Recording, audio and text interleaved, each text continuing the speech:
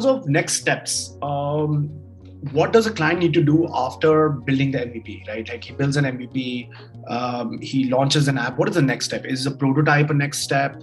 And maybe explain what a prototype is. And where does the client go from there, right? Like how does he scale the application? What does he need to do?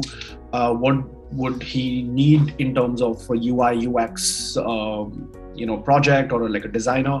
So maybe just explain more on in that phase, like what does the client do next after the MVP stage? So once they have an MVP, that means they must have done that activity to validate their product or their idea.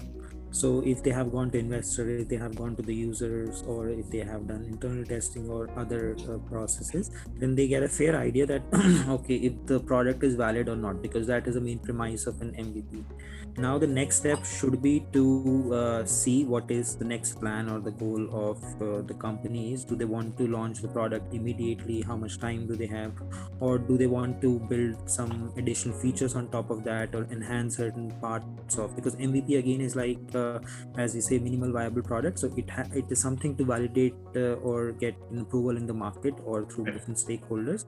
But once you have done that, you have to see that what is the next step again. Like, do you want to build features? When it has to be launched? Based on to that, the next corrective action will be to inhibit those features within the application.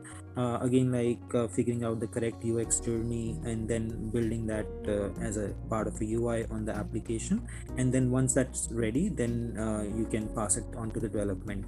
The other thing that you ask is what is prototype? So prototype is something which is more kind of an interactive idea that you see on your phone or on your screen.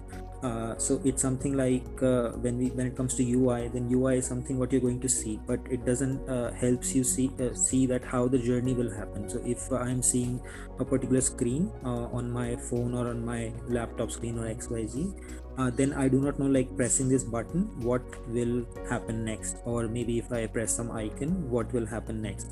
But what prototype ensures is that when you actually press that button, then you go to the next screen, you see what is happening. So it's sort of a haptic feedback mechanism that you do something on the screen or on the device and you get a response out of that. But when it comes to static screen, that response is missing.